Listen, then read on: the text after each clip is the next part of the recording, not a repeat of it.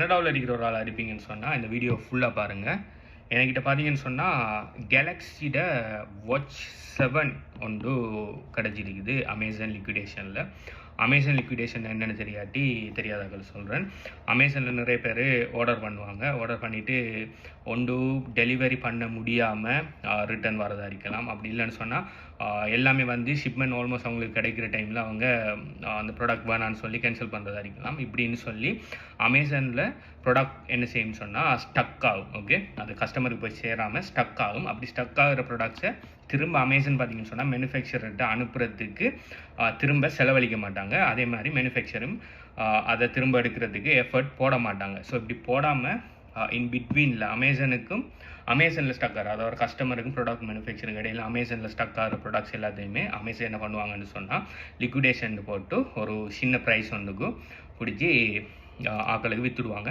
அப்படி விற்ற ஒரு ப்ராடக்ட் வந்து என்கிட்ட இப்போ கிடைச்சிருக்குது. இது பார்த்தீங்கன்னு சொன்னால் சாம்சங் கேலக்ஸி வாட்ச் 7. உங்களுக்கு இதை ஓப்பன் பண்ணி நான் இப்போ உங்களுக்கு காட்டணும். ஓகே, அமேசானில் இதோட ப்ரைஸ் பார்த்தீங்கன்னு சொன்னால் கிட்டத்தட்ட $300-350 போயிட்டுருக்குது.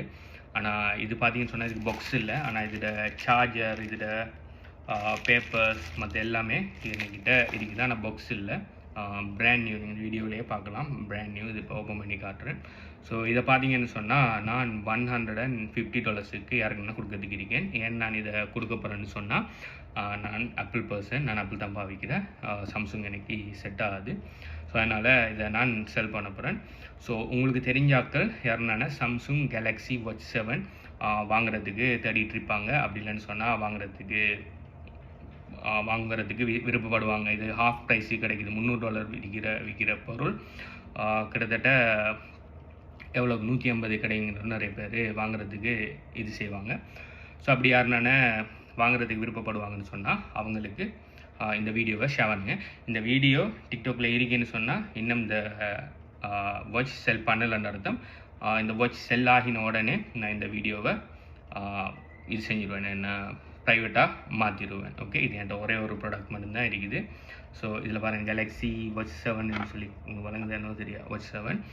ஸோ யா, இது பிராண்ட் நியூ தான், ஆனால் பாக்ஸ் இல்லை. ஓகே, சில நேரம் பாக்ஸ் டேமேஜ் ஆகிருக்கலாம். இப்படி இல்லைன்னு சொன்னால் எப்படியும் இந்த அமேசானில் ஸ்டக் ஆகிற ப்ராடக்ட் அமேசான் லிக்விடேஷன் சொல்லி விற்பாங்க. ஓகே, அப்படி டெலிவரிக்கு போய் அட்ரஸ் தெரியாமல் திரும்ப வந்திருக்கலாம். திரும்ப வந்தது பிறகு என்ன பண்ணிக்கலாம்னா கஸ்டமரை வேணான்னு சொல்லிக்கலாம். சம்திங் ஏதோ ஒரு நடந்து அமேசானில் ஸ்டக் ஆகின ப்ராடக்ட்ஸ் தான் இதெல்லாம். ஓகே, ஸோ இது வேணும்னு சொன்னால் நீங்கள் எனக்கு டிஎம் பண்ணுங்கள். நீங்கள் கனடாவில் டொரண்டோ ஜிடி ஏரியாவில் இருப்பீங்கன்னு சொன்னால் நான் ஒரு அட்ரஸ் தருவேன். அங்கே வந்து இதை நீங்கள் வாங்கிட்டு போகலாம். அப்படி இல்லை டொரண்டோ ஜிடிஏக்கு வெளியால் இருப்பீங்க, உதாரணத்துக்கு லண்டனோ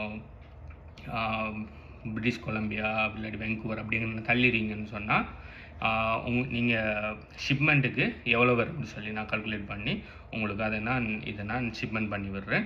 ஸோ 150 ப்ராடக்ட் ப்ரைஸ் நீங்கள் வந்து எடுத்துகிட்டு போகிறேன்னு சொன்னால் இல்லாட்டி ஷிப்மெண்ட் எவ்வளோ வரும்னு பார்த்து அதை நான் உங்களுக்கு ஷிப்மெண்ட் பண்ணிவிடுவேன். ஸோ இது யாருக்கு உங்களுக்கு தேவைன்னு சொன்னாலும் அப்படி இல்லாட்டி இது தேவைப்படுற ஆள் யார் நான் இருப்பாங்கன்னு சொன்னால் அவங்களுக்கு இந்த வீடியோவை ஷேர் பண்ணுங்கள். பை.